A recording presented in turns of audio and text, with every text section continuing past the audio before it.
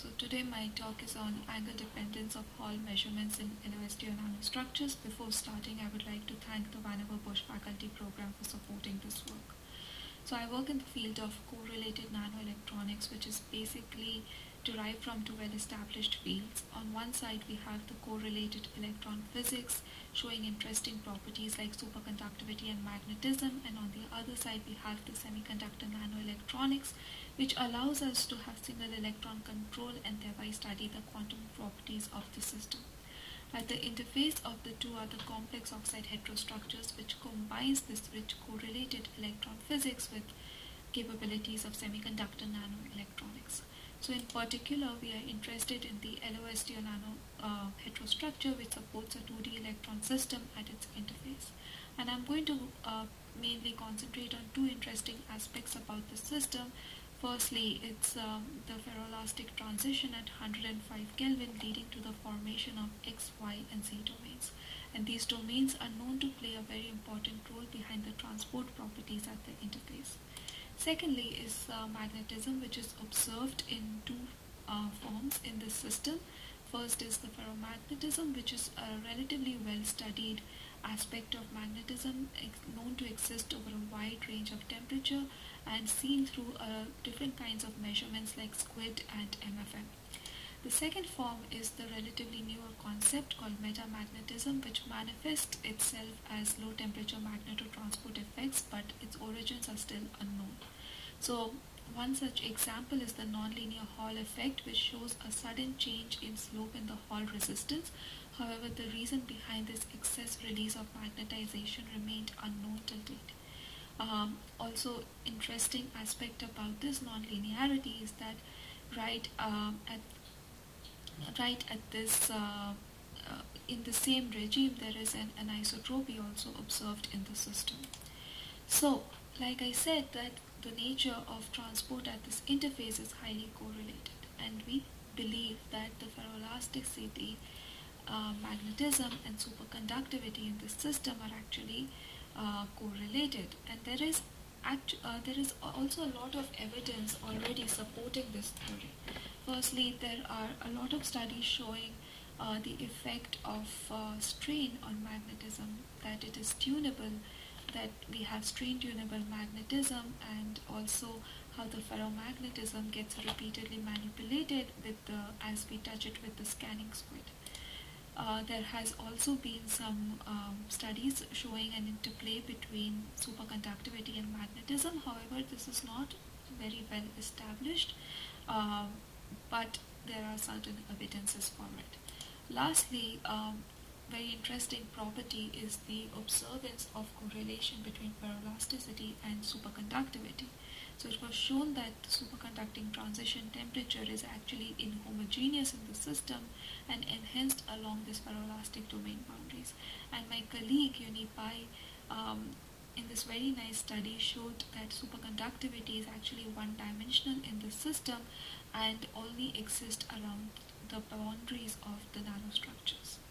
However, I would like to point out that though we say magnetism over here, most of these studies are done just on ferromagnetism. So it's not as generalized to magnetism, but so we do need to still solve the metamagnetic effect of this system.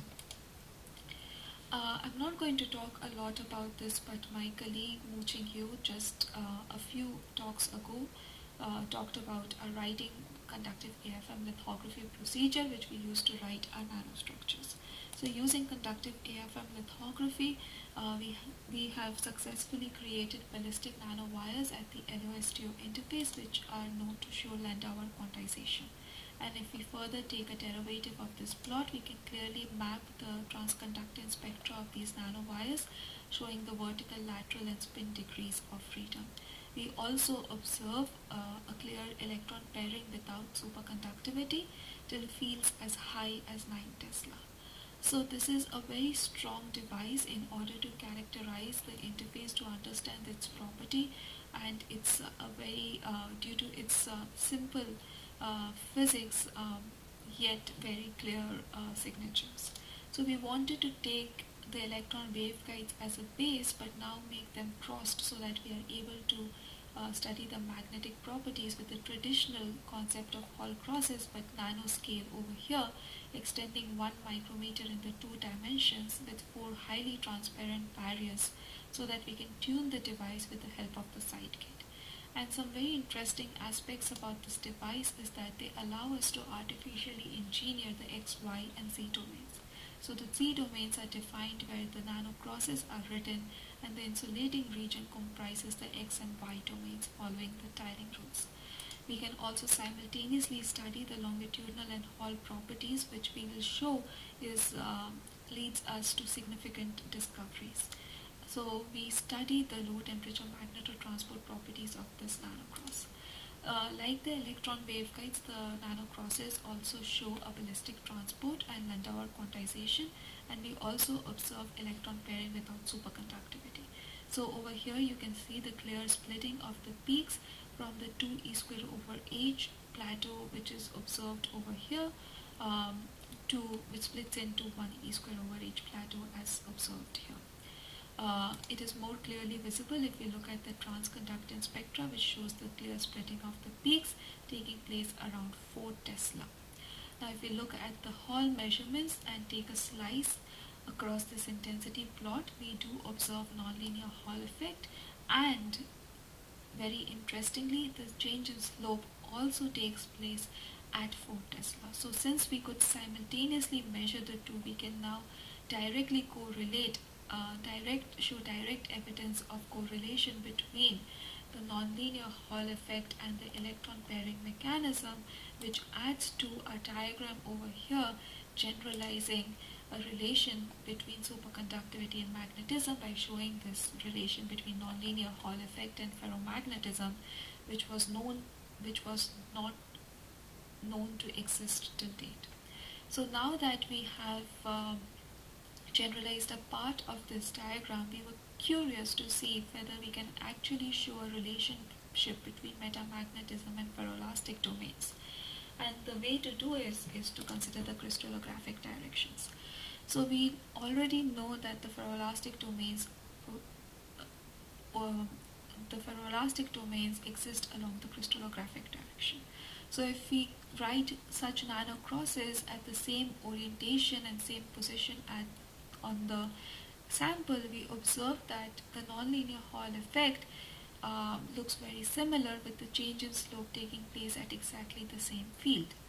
However, if we rotate the nanocross, keeping the position to be the same, in this case 0, 45 and 65 degree, we clearly see a change in not only the slope of the Hall resistance, the change in the field at which the slope of the Hall resistance changes, but also in the shape, which is very interesting. So in order to dive deep into this, we know that the X, Y and Z domains are supposed to follow some tiling rules, and the shortest axes are supposed to tile together. So if we follow this tiling rule and map the ferroelastic domains for the nanocross for the 3 configurations, we can clearly see that they are significantly different from each other.